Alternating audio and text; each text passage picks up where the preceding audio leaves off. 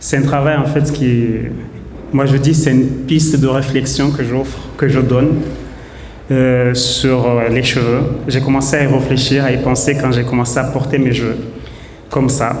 Au départ c'était assez, on va dire, bizarre pour mon entourage. Je me vois avec des cheveux comme ça alors qu'au début j'avais que tout le temps des crânes rasés, mais au fur et à mesure que j'avançais, que je voyais les regards des gens, je voyais les réactions des gens, je voyais les questionnements des gens, et moi j'ai commencé alors à me poser des questions, à me demander pourquoi ces cheveux peuvent faire parler des gens parce qu'ils sont différents ou ils sont comme ça ou je les accepte comme ça. Donc j'ai commencé à chercher, à me poser des questions. Donc en cherchant, j'ai beaucoup appris.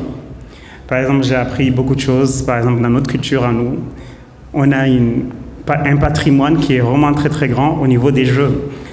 Rien que couper ses cheveux, chez nous en tout cas, avant que les salons de coiffure ne soient partout dans tout Moroni, chez nous, quand on coupait les cheveux, on prenait ces cheveux, on allait les cacher dans les trous des murs voisins. Et ça, c'était juste une façon d'éviter, en fait, on était dans le magico-religieux, une façon d'éviter les sorcelleries, tout ce qui va avec pour ne pas qu'on prenne nos cheveux, qu'on fasse des gris-gris avec. Donc, on les prenait, on les protégeait, on les cachait dans les murs voisins pour ne pas qu'on puisse les retrouver facilement.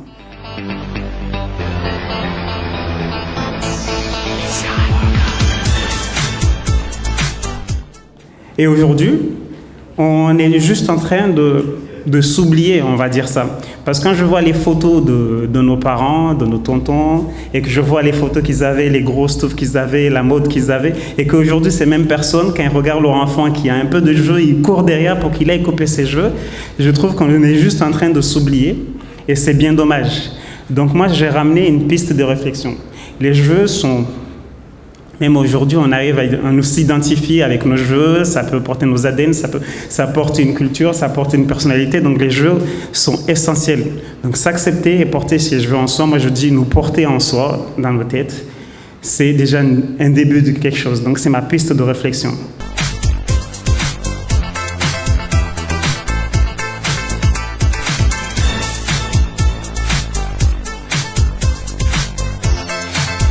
Aujourd'hui, quand on porte des locks, on nous dit que ça vient de Rastafari, il y a le ganja derrière, on fume de l'herbe, ainsi de suite. Ce qu'on oublie, c'est que les locks viennent depuis l'Égypte antique, que c'est bien avant Bob Marley, bien avant ces histoires, et qu'aujourd'hui, certes, Bob Marley est célèbre plus que l'Égypte antique, mais ça reste des tresses que les gens portaient depuis bien avant. Donc, à aucun moment, on va dire, ça nous ramène à ça, à ce qu'on nous dit aujourd'hui, banditisme, ganja, et ainsi de suite.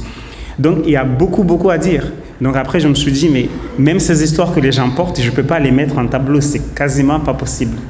Donc, je me suis dit, la seule chose à faire, c'est de revenir à la base, à la première base. La première base, c'est qu'on nous dit tout simplement, depuis qu'on est en train de grandir, que tes cheveux sont moches.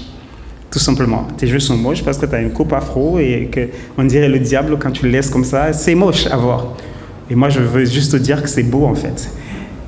Et ce mon expo, c'est juste pour dire ça, c'est beau.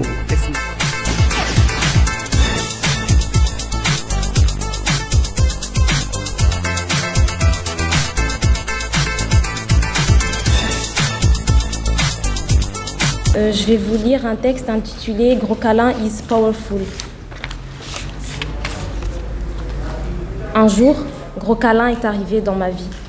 En réalité, il était déjà là, mais n'avait pas vraiment besoin d'être nommé puisqu'il l'était. Ça me suffisait, il faisait partie de moi au même titre que mes mains, mes bras et tout le reste. Et puis ce jour est arrivé.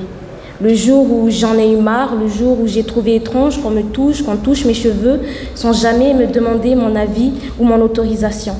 C'est bizarre, non, de toucher quelqu'un sans lui demander. Gros câlin est la seule réponse que j'ai trouvée pour répondre à ces attouchements, ces agressions, ces intrusions non consenties, non désirées. Alors, l'idée ou plutôt le besoin de lui inventer un nom, d'inventer un autre moi qui réponde et encaisse à ma place ces violences du quotidien est apparu. Gros câlin. Et un nom sympathique avenant à l'exact opposé du but recherché, exprimer la peur, la colère et la rage, la frustration et le profond désespoir. Je ne sais pas si gros câlin est politique. Ce que je sais, c'est que ce n'est pas juste que j'ai à me poser la question de savoir si je dois ou non cacher gros câlin quand je vais à un rendez-vous, rencontrer certaines personnes dans certains milieux, ou même quand je ne sais pas qui je vais rencontrer quand je fais des courses, quand je bois un verre, quand j'arrive chez des gens que je ne connais pas. Je me pose la question tout le temps en fait. Et quand je me pose la question quoi faire de mes cheveux, je me pose aussi la question sur la couleur de ma peau. Et là, j'ai ma réponse. Je suis en guerre, je suis la reine des stratégies pour la survie de mon afro. Quand je suis à Rennes, j'évite la rue de la soif, car plus les gens en bu, plus ils se laissent aller et plus ils touchent gros câlin. Or, ce n'est pas une serpillière, pas plus qu'une éponge, une serviette, un torchon ou un anti-stress. Je crois que les gens sont cons. J'ai mis longtemps à l'accepter. Gros câlin, pas les cons.